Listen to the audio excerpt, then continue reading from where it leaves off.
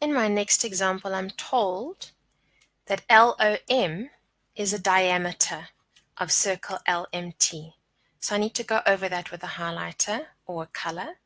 Okay, so LOM, that is a diameter. Okay, what does the diameter give me?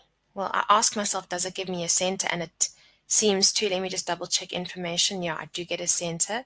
Okay, I'm making a big thing about the center. The diameter will give me the 90 degrees there by T3. And then it can also give me radii. And it does, like LO equals MO, but it's totally useless. So I'm not even putting it down. Okay, so I got the diameter bit. Circle LMT. Let me just double check. LMT.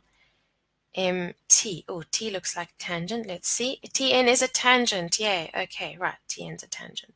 So when I've got a tangent, I want to know, do I have tan rad? Does that tangent go up to the center? Nope. So no tan rad. Do I have two tangents? No. Do I have tan chord? Yeah. Okay, so let's go over the tangent. Be very mindful of the fact that that's happening. And then let me look for tan chord. And remember that there could be two of them. I'm changing colors here just to identify stuff. So we've got the tangent made, the angle made between TN and LT, and then that will be equal to M. Okay, and then you've also got T2 here. I'm going to make that a dot, and that will be equal to angle L. Right, so my tangent gave me quite a bit of information. Done. LN is perpendicular to NP. LN is perpendicular to NP, and they didn't put it in the diagram. Not sure how that helps yet, but it'll do something for us. MT is a chord. There's those ones that always feel so useless. MT is a chord. I think that's just to help you get tan chord. LT is a chord produced to P. LT, I think again, helping for tan chord. You see they're going, there's the tangent. Then they're telling you about chords. So they're helping you to get tan chord. Okay, again, my question style is now of the form, prove that. First thing I've got to do is prove that MNPT is a cyclic quad. So what are my options? My options for cyclic quad. I can prove angles in the same segment. I can prove exterior angle. I can prove opposite angles. And it's this thing here. I'm going to highlight it.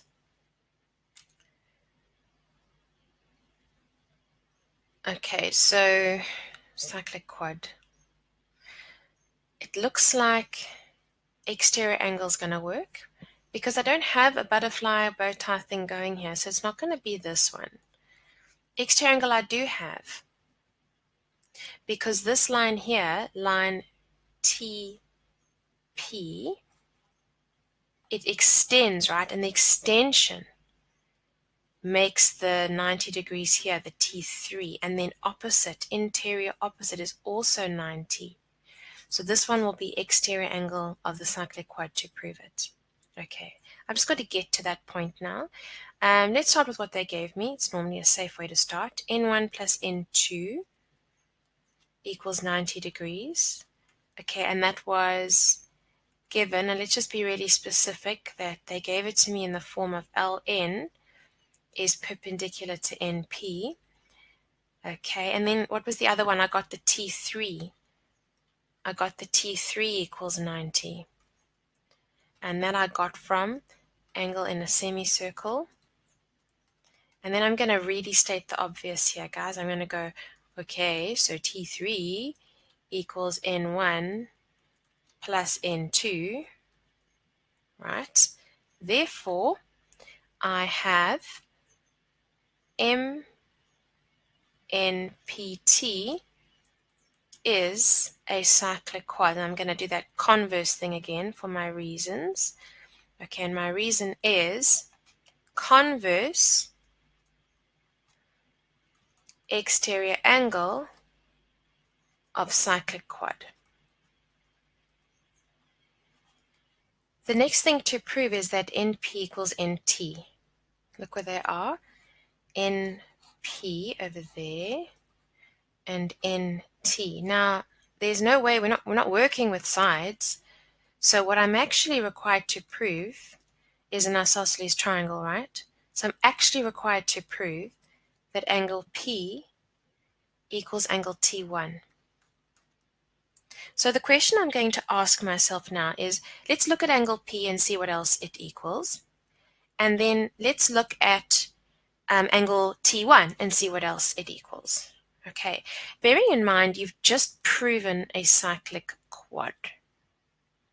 And there's no angles in the same segment, so I'm not going to go and add those to the diagram, but can I add maybe something to do with cyclic quad?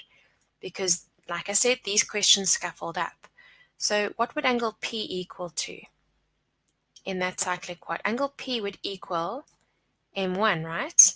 Because it's the exterior angle there. There's my line extending. So exterior equals interior, interior opposite. So there's P equals angle M1. And that's as far as I can go with P. P doesn't seem to equal anything else. So let's look at angle T1. What else does angle T1 equal? T1 equals T4. Vertically opposite, right? But hello, T4 equals M1 because of tan chord. Okay, so I've got it. And that's half the battle won. The other half is putting it down on paper. So where did we start? We started with the fact that angle P equals angle M1. And that was exterior angle of cyclic quad. And I'm going to name it here because there's more than one. Okay, there isn't more than one cyclic quad, but there's more than one circle going on. So I'm just going to name it to be safe, which is MNPT. Okay, and then I'm going to say, well, what about T? T1 equals T4, and that's vertically opposite. And then I'm going to say, but T4 equals M1 because of tan chord. Okay, if these guys all equal each other, then what I have is what I was trying to prove. So I've got P is M1, and T1 is T4, and then T4 is M1. Therefore, P equals T1. Okay, and because of that, I've got what I'm supposed to equal. And then I can say, therefore, NP equals NT. Careful now, what have I got? What have I got? I've been given the fact that there are opposite angles that are equal. So these guys they are the sides opposite what I've got, and I've got the equal angles. So it's not angles opposite equal sides because I was never given the equal sides. I was given the equal angles, so that's what goes into my reason. In the next example, we are told about the chords. We're told AB, AC, DB, and DC are chords. Why? Maybe there's angles in the same segment. Maybe there's equal chords. Let's have a look. We've got AB. Where does AB go? AB doesn't even make an angle at the circumference. Okay, interesting. What about AC? AC doesn't make an angle at the circumference. What about B to C? I'm just going to sketch that in with a dotted line to make myself aware that I'm not creating more angles, okay? But now BC makes angle A. Does BC make anything else? Yes. Okay, I've got A equals D2. All right, possibly helpful. Also then from the other side, from the side of AD, okay, again, I'm not creating more angles, guys. Creating more angles is normally a bad idea. And that means that and C2 will be the same. Maybe that's helpful. Then DE is perpendicular to AC. Okay, got that. Just going over it. And then the other one as well. Okay, covered. Significantly, there's no center, so there's like a whole lot of theorems I don't have to worry about, like 4 out of 9 I don't have to think about. There's no tangents, so I don't have to think about those other extra 2 either. So I'm only really looking at like cyclic quad stuff. All right, now I must prove that DEFC is a cyclic quad. DEFC, let's go over that in a highlighter. Right, so for cyclic quad, we need either exterior angle, or we need angles in the same segment, or we need opposite angles. Now they have gone and drawn in the bow tie, so they're basically telling us to look at angles in the same segment.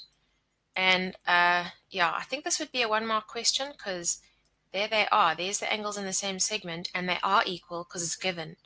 So this is going to be a really short answer for question A. I'm just going to say E1 equals F2 equals 90 degrees, and that I can say is given. If I want to be extra sure, I can just put in what they gave me, which is DE and AC, also DB, FC. Okay, therefore, DEFC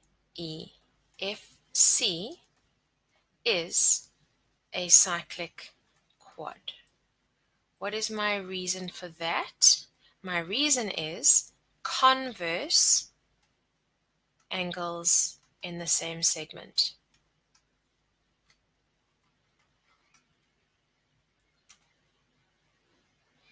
And now I've got to prove AB is parallel to EF. But I'm looking again at scaffolding questions, right? So I'm assuming that this whole cyclic quad thing gives me other stuff. Now I can assume it's a cyclic quad. Okay, so now it is cyclic. I'm kind of just doing something to help myself realize I've got more information from what I've just worked out. So are there more bow ties? So what gives me this one? D2R also gives me E2. Hey, that makes E2 the same as A. AB is supposed to be parallel to EF. Or I actually could have gone further. I was planning on going further and doing some more things here and saying those are equal and so on. But you know what? I didn't need to because I've got to prove AB is parallel to EF, and I've just seen it, which is the corresponding angles E2 and A. Now, I just need to lay it out. So where did we start? We started with what we got from the cyclic quad. Okay, and we realized that that was going to work. That was not going to work. This was going to work. That wasn't going to work. Okay, and we started with going and adding on the extra bits of the angles in the same segment. So I went and put in that angle E2 equaled angle D2. Okay, now I'm dealing with 2 cyclic quads. I've got ABCD and I've got EFCD. So I'm just going to be quite specific, more for my own mental health than for the examiner. They'll know what I'm talking about, but I just need to make sure I know what I'm talking about. Okay, so E2 equals D2, and it's because they are angles in the same segment, and I'm going to write there of circle EFCD, because I'm also going to say angles in the same segment with the other one, and I really just want to separate it out. Okay. But then I've also got D2 equals A. And that's also angles in the same segment, but it's a different circle. And it's circle A, B, C, D, right? Okay. Therefore, what's helpful? The helpful part was now that A equals E2. Right. Therefore, AB is parallel to EF, and my reason is converse corresponding angles.